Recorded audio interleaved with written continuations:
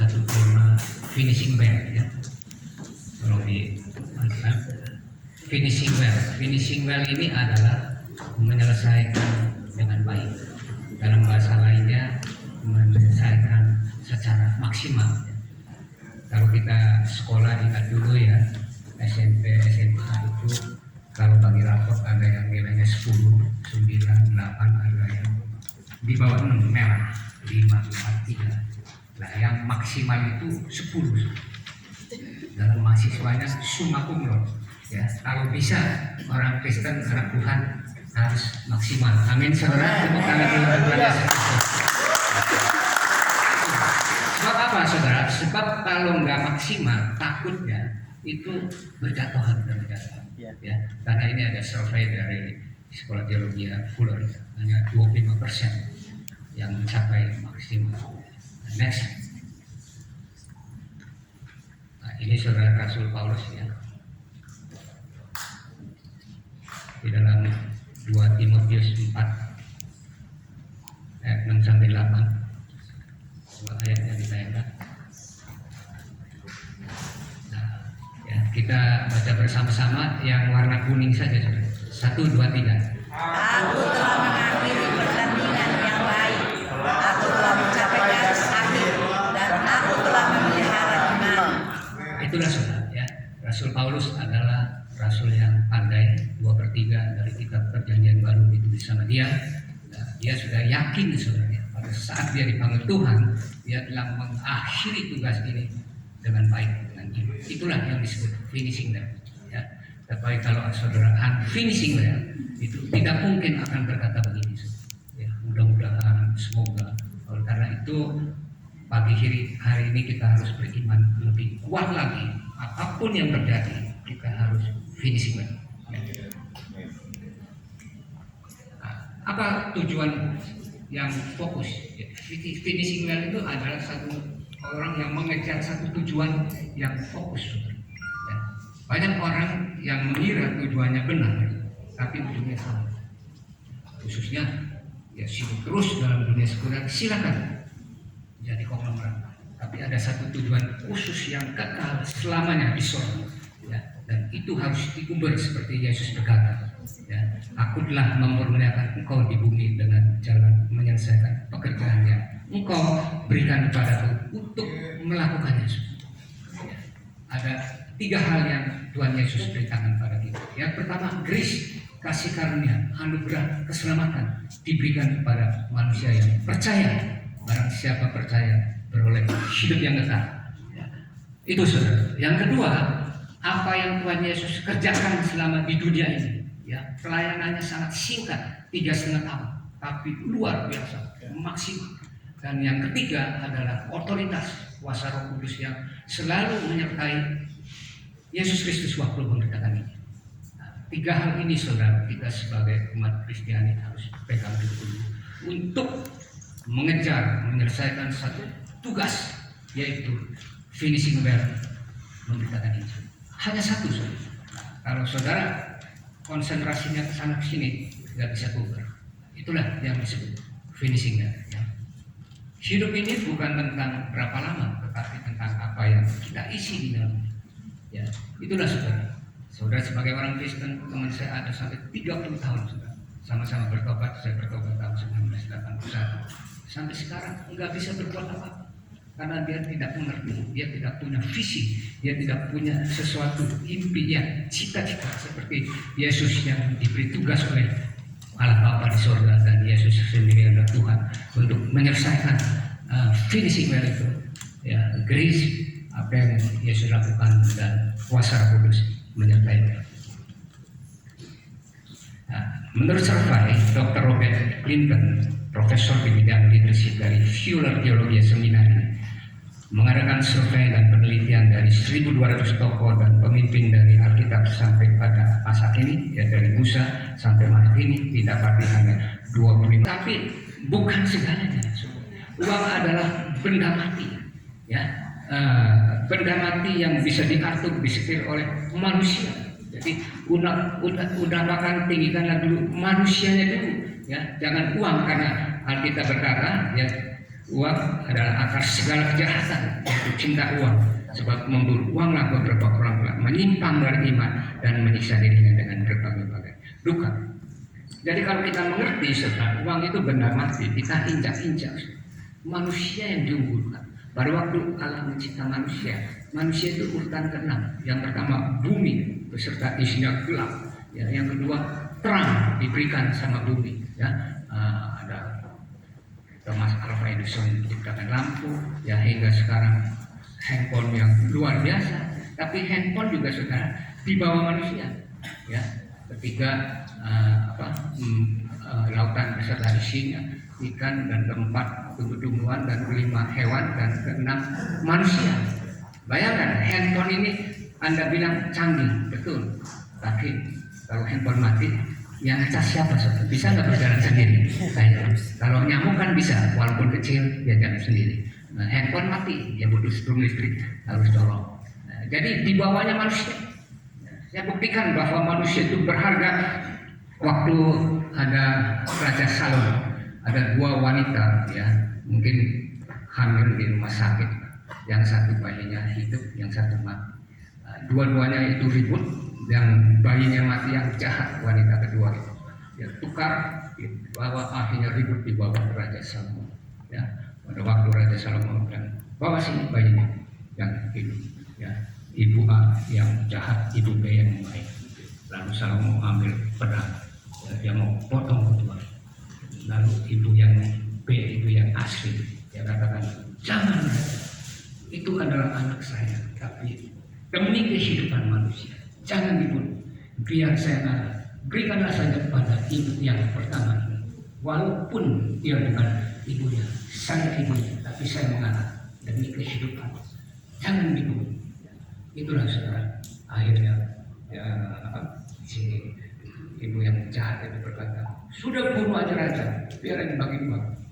Raja Salomo berhikmat. Akhir pengawal tangkap ibu-ibu yang berjalan. Itulah saudara, setan menghardik, membunuh manusia, tapi Tuhan menghidupkan, merubah, menyelamatkan. Tepuk tangan dulu untuk Tuhan Yesus. Jadi saudara, tidak ada kata-kata putus asa karena manusia didahulukan oleh Tuhan. Barang siapa yang percaya, dia akan menolong saudara. Ya, itulah yang disebut kehidupan. Jadi uang itu benda mati. Ya, diinjek saja, nggak usah kita ribut tentang uang. Itu hal yang pertama. Yang kedua adalah identitas. Ya, perubahan dari krisis identitas menjadi solusi bagi dunia, keluarga, sahabat, relasi, bisnis, masyarakat. Ya. Dalam Lukas 15, maka bangkitlah ia dan pergi kepada bapaknya. Ketika ia masih jauh, ayahnya telah melihatnya, lalu tergeraklah hatinya oleh belas kasihan. Ayahnya itu bahkan mendapatkan dia, lalu merangkul dan mencium dia. Ya, ini kisah anak hilang, saudara. Punya anak dua, bapaknya yang satu foya-foya, dia minta warisan dan dia terus keluar menghabiskan dan dia jatuh miskin. Dan akhirnya dia makan dedaknya babi. Tapi dia teringat, saudara, dia akan pulang pada rumahnya. Nah, itu identitas kita yang lama sebelum mengenal Kristus, seperti anak hilang. Ya, tetapi saudara, ada harapan di dalam kata hidup anak padanya. Bapak, aku telah berdosa terhadap surga dan terhadap Bapak. Aku tidak layak lagi disebutkan. Masih sadar, ya, dia ingin kembali ke bapaknya. Lalu bapaknya berkata kepada hamba-hamba, lekas bawa kemari jubah yang terbaik, pakai itu kepada dan kenakan cincin pada jarinya dan sepatu pada kakinya. Luar biasa. Ya. Kalau kita hilang, kita tersesat, datang kepada Bapa Kristus, maka dia akan merubah identitas kita yang menjadi anak Allah, dan jubah melambangkan pengampunan dosa dari Tuhan. Ya, di dalam Zakaria 3 ayat 4, yang memberikan perintah pada orang-orang yang lainnya, tanggalkanlah pakaian kotor dan padanya, dan pada Yosua dia berkata, lihat, dengan ini aku telah menjawabkan kesalahanmu daripadamu, aku akan mengenakan padamu pakaian pesta. Ya, pada waktu itu Yosua bersalah, yang diampuni, saudara. Itulah yang disebut jubah. Kita sudah diselamatkan, diampuni, lambang pengampunan. Luar biasa. Yang kedua, cincin melambangkan Allah, memberikan kuasa pada yang percaya padanya. Sesudah itu Fir'aun meninggalkan cincin berteranya dari jarinya dan mengenakannya pada jari Yusuf. Dipakaikanlah pada Yusuf pakaian daripada kain halus dan digantunginya kalung emas. Luar biasa. Pada waktu itu Raja Fir'aun itu nomor 1 di situ, ya. Tapi dia kasih cincin pada Yusuf. Nomor 2, otoritas. Luar biasa. Kita sudah diberi otoritas, mengalahkan roh-roh jahat, mendoakan orang sakit, memberikan solusi segala masalah dulu sebelum kenal Kristus. Tidak mungkin kita akan memberikan solusi, tidak menjadi problem solver, tidak mungkin. Kita di belakang layar, tapi begitu kenal Kristus, karena otoritas ini, makanya Yesus berkata Matius 28:18, segala kuasa telah diberikan oleh Bapakku, baik di sorga maupun di dunia, seluruhnya, baik di sorga maupun di dunia. Itulah yang kedua adalah otoritas, ya, kuasa kita telah diberikan. Yang ketiga, tetapi semua orang yang menerimanya diberikan kuasa supaya menjadi anak-anak Allah, yaitu mereka yang percaya dalam nama. Percaya kita sudah menjadi anak Allah, identitas kita berubah, ahli waris kerajaan surga. Bayangkan saudara, ya, itu nilainya ya, kalau ahli waris itu mudah, luar biasa, ya. Nah, jadi identitas kita berubah 180 derajat. Yang ketiga, sepatu melambangkan tanggung jawab. Ini saudara menjadi saksi Kristus. Kakimu berkasukan relakan untuk memberitakan Injil damai sejahtera. Ini tugas seorang Kristen, saudara, yang sering dilupakan, mengakibatkan unfinishing, tidak mencapai garis akhir. Karena apa? Karena pengangguran, tidak ada yang dikerjakan. Tapi kalau saudara komit, saya akan memberitakan Injil. Banyak tugas yang harus diselesaikan. Ya, kita sebagai pengusaha jauh-jauh dari Jakarta rindu, nggak apa-apa, saudara, karena ada Injil yang diberitakan. Amin, saudara. Jiwa-jiwa banyak yang selamat karena ini adalah satu tugas. Kita harus berterima kasih. Yang ketiga adalah karakter. Karakter ini sebetulnya begini, saudara. Banyak orang mengartikan tulus, sebetulnya baik. Ya. Tapi kalau kita tidak beriman, banyak orang Kristen tertipu. Ya. Kenapa? Karena ada ayat lagi, ya. Cetiklah seperti ular dan tulus seperti merpati. Makanya harus ada satu gabungan, ya. Karakter tulus, jujur, tapi kita harus cerdik, berhikmat. Patokannya apa? Dalam firman Tuhan, ya. Kecerdasan dalam firman Tuhan. Dalam Amsal Solomon berkata, ya, anak yang bijak mendatangkan sukacita kepada anaknya, tapi anak yang beban adalah kedukaan bagi ibunya. Harta yang diperoleh dengan kefasikan tidak berguna, tapi kebenaran dengan orang terima. Kebenaran ini bicara tentang karakter, hikmat ini bicara tentang kecerdasan. Ya, Tuhan tidak membiarkan orang yang benar menderita kelaparan, tapi keinginan orang kasih tolak tangan. Yang tangan yang lamban membuat miskin, tetapi tangan orang berhasil menjadikan kaya. Tangan lambang ini kita lihat, saudara. Saya pernah belajar ini dari 5. Dimulai dari kelingking. Ini orang yang malas. Orang yang malas akhirnya pengangguran. Orang yang nganggur akhirnya bodoh. Orang yang bodoh mau kerja sama perusahaan, kurikulum vitanya tidak ada track record, enggak bakalan diterima. Akhirnya jadi miskin. Kalau sudah miskin, jalan pintas jadi penjahat, pencoleng, copet, maling. Itulah orang yang malas, akibatnya gitu. Makanya harus karakter dan hikmat itu sejajar, baru kita memperoleh satu tujuan yang sukses. Nah, kita mulai dari 5K, ya. Karakter, kompetensi, karisma, komitmen, dan satunya lagi komunikasi. Plus membangun satu relasi juga. Nah, itu baru kita mencapai finishing line. Ya. Billy Graham berkata, ketika kekayaan hilang, ya, dulu Ciputra pernah bersaksi waktu 1988 itu, dia bilang, sebelum itu saya 7 turunan habis kita dimakan, tidak habis dimakan, tapi setelah 1988 habis semua. Ketika kekayaan hilang, tidak ada yang hilang, tapi Ciputra bisa bangkit kembali, ya, bisa kaya lagi. Ketika kesehatan hilang, sesuatu hilang karena bisa sembuh lagi, ada dokter. Tetapi ketika karakter hilang, semuanya hilang. Hati-hati, saudara, ya, khususnya buat hamba Tuhan. jagalah kita integritas sesuai dengan firman Tuhan, karena ini adalah barometernya, buahnya. Dari buahnya kita lihat. Billy Graham berkata, ya, dia salah satu hamba Tuhan yang tidak bercacat celah, ya, sampai meninggal umur 99 tahun dan 7 kali berturut-turut penasihat Presiden Amerika Serikat. Ya, namanya cukup baik. Kita lihat banyak hamba Tuhan di Amerika, Jim Spector, ya, persoalan apalagi, wah banyak sekali. Tapi ini luar biasa. Nah, kita lihat juga mengenai karakter, ya, di dalam dunia leadership, saudara. Itu ada tingkatan. Saya Iwan, legitimate expert, referent, ya, seseorang yang diangkat menjadi pemimpin berdasarkan kursi private, legitimate expert, referent. Ya. Nah, ini saudara lihat kursi ini Hitler, diktator, jatuh. Nah, reward ini, ya, bagi uang, bagi hadiah, balas jasa, bagi imbalan, jatuh lagi. Legitimate, ya, pakai posisi, mengikuti, jatuh lagi. Expert, tenaga ahli, kompetensi, bagus juga. Tapi yang bertahan, referent, Abraham Lincoln, memiliki karakter luar biasa. Dia salah satu sponsor yang meniadakan ras hak asasi manusia hitam dan putih. Ya, sepanjang masa dia dikenal di dalam US dollar, in God we trust, itu ada gambarnya Abraham Lincoln. Ya, itulah saudara.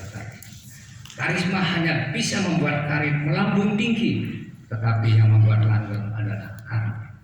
Ya, walaupun Anda berkarisma, sekaligus karakternya jatuh, hilang, ya, seketika. Berapa banyak hamba Tuhan yang melambung tinggi, yang besar, luar biasa, begitu karakternya jatuh, langsung hilang. Itulah poin ketiga yang kompetensi, saudara. Ini yang disebut cerdik seperti ular, tulus seperti manusia. Mulai dari orang yang fokus pada nilai, kualitas, berkualitas, Anda berkatakan berkualitas, disiplin, ya, itu namanya kualitas. Bangun pagi, berdoa, menyembah Tuhan, baca Alkitab, terus fokus. Anda pilih jurusan mana sesuai talenta Anda, maka Anda akan memiliki kompetensi orang yang ahli dalam bidang. Ya, kalau pemain keyboard, jadilah pemain keyboardnya luar biasa. Ya, kalau WL, worship leader, jadilah WL-nya luar biasa. Kalau pengkhotbah, pelajarilah sehingga dia luar biasa. Itu yang disebut kompetensi. Disertai yang tadi harapkan. Lama-lama saudara akan memiliki reputasi, nama baik. Saudara akan di-hire orang. Saudara tidak tinggal duduk diam manis, banyak level akan di-hire orang. Dan saya dulu pernah lihat Priwa ini di-hire Bank Dunia dengan gaji 5 miliar. Luar biasa. Karena apa? Karena dia ahli dalam bidang keuangan. Andri Kapel di-hire orang. Kalau bisa berlomba, khususnya Sinode Saint-Vincent, ya, sekarang ada ketua DPD pendeta Roh Henry yang membawa beberapa puluh gereja Saint-Vincent, harus terus, ya, berfokus kepada kualitas sehingga menjadi public leader. Nah, karisma, saudara, karisma ini luar biasa. Dulu ada persekutuan El Shaddai tahun 1999, saya pendirinya, saya ajak beberapa pengusaha kebiasaan pribadi, adiknya Henry pribadi, Sujoyo, Bang Dewo, patungan untuk mengembang. Karena dia punya karisma, sekali khotbah ribuan orang dan dia terkenal humor. Ya, sekali khotbah dia tiap Kamis saya patokin sebulan 2 kali. Kamis pertama dia, Kamis kedua dia, yang datang 1000 orang. Kalau pendeta lain itu ada tim datang naik bajai. Ini hari siapa yang khotbah? Awan Datu, bukan lagi sakit bu. Udah bajai pulang aja. Ngapain kau gantian? Coba bayang. Sampai begitu karismanya. Ya, nggak mau saudara. Kalau kau nggak, saya mau. Itu karisma, bangun, ya, karisma. Ya. Bukan untuk sombong saudara, tapi ada sesuatu yang luar biasa yang orang lain tidak punya. Ya, dalam hal penyampaian firman Tuhan. Komitmen ini requirement, ya, saya baca bukunya. Profesor Light, pendeta pendiri gereja Saddleback di Lake Forest, California. ya, dan istrinya kayak melintasi gereja di rumah mereka pada bulan Januari 1908. Bukunya sudah terjual 30 juta kopi, kalau satu kopi royalti $3, 90 juta US. Ya, tapi dia fokus kepada komitmen membuka gereja. Ya, pada waktu itu dia ngomong di bukunya, ayahnya sebelum meninggal dia panggil requirement. Sekarang sudah berapa cabangnya? Ada 156 cabang. Setelah Bapak mati, buka satu lagi, buka satu lagi. Sudah fokuskan lagi, komit, buka satu lagi. Bayangin, tambah satu lagi, tambah satu lagi. Terus, nah ini yang disebut unfinished. Tidak akan maksudnya akan menyelesaikan dengan baik secara maksimal karena punya tujuan gitu. Bayangin, 156 waktu itu tambah. Demikian juga seng kalau bisa kita punya di sini 534 provinsi. Untuk Jakarta saya sudah atur utara, barat, selatan, timur 50, 240, sisanya 34 provinsi supaya berkembang dalam kurun waktu 5 tahun. Ini yang disebut komunikasi. Di dalam buku-bukunya John Watt mengatakan bahwa komunikasi ini sangat penting, ya, harus mampu berkomunikasi dengan efektif. Perkataannya membangkitkan semangat, memberikan motivasi serta menggairahkan hati. Isinya meaningful, membangun hubungan dengan Tuhan, menunjukkan arah, mencerahkan, membuka wawasan serta menyatakan kebenaran. Ya, memiliki cara berkomunikasi yang unik, gaya yang khas dengan tekanan suara dan intonasi yang kuat. Listening ability, mendengarkan dengan empati, giving, dan memberikan masukan, relaan dengan tepat, empati profesional. Ini sangat penting, ya. Jadi karakter itu dikembangkan dengan kompetensi, komunikasi, dan yang terakhir relasi. Ya, kita harus mencari relasi dengan Tuhan, rajin beribadah, menjalankan perintah Tuhan. Ini disebut relationship. Ya. Yang kedua adalah dengan keluarga, yang sangat penting, dan yang ketiga dengan sesama saudara. Itulah kita harus membangun relasi dengan Tuhan secara berkualitas, membangun relasi dengan keluarga secara berkualitas, dan membangun relasi dengan sesama secara berkualitas. Nah, itulah yang disebut finishing. Yang terakhir, tujuan hidup. Ya. Tidak mempunyai arah, tidak tahu prioritas, sembarangan dalam membuat pilihan dalam hidup. Di dalam Amsal 29 ayat 18, King James Version, bukan Alkitab. Mereka yang tidak memiliki visi akan binasa. Hati-hati. Jadi setiap orang Kristen lahir baru harus punya visi. Di dalam Efesus 5 ayat 16, pergunakanlah waktu yang ada karena hari-hari ini jahat. Di dunia ini ada dua waktu, satu Kronos, satu Kairos. Kronos waktunya dunia. Ya, sehari-hari setan menarik kita kepada kejahatan. Kairos waktunya Tuhan yang perintahkan yang tadi, grace, apa yang Yesus kerjakan, dan kuasa Roh Kudus menyertai Yesus. Itu yang harus kita ubah, saudara. Kronos itu, saudara. Ya, kalau Anda tidak punya visi untuk menyelesaikan Kairos, Anda akan condong ke Kronos terus sampai mati. Tapi kalau Anda condong ke Kairos, menyelesaikan Kairos, Anda akan menyelesaikan finishing dengan baik. Apakah tujuan hidup manusia di Indonesia?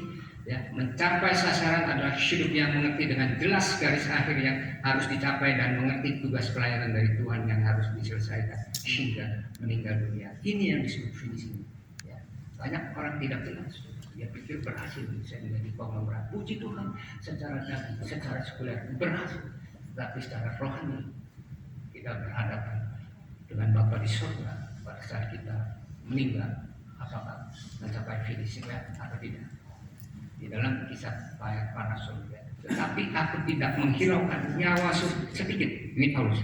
Asal saja aku dapat mencapai garis akhir dan menyelesaikan pelayanan yang dikasihkan oleh Tuhan Yesus kepadaku untuk memberi kesaksian tentang Injil kasih Anda. Ya. Jadi kekristenan bukan diukur dari awal, sudah dari akhirnya pada saat titik akhir. Itulah yang menentukan kita finishingnya. Dan terakhir, tidak ada lain, kita harus melakukan amanat. Ya, kita baca 1, 2, 3, mari 1, 2, 3. Karena itu pergilah, jadikanlah semua bangsa muridku, dan baptislah mereka dalam nama Bapa dan Anak dan Roh Kudus, dan ajarlah mereka melakukan segala sesuatu yang telah kuperintahkan kepadamu, dan ketahuilah, aku menyertai kamu senantiasa sampai kepada akhir zaman. Amin.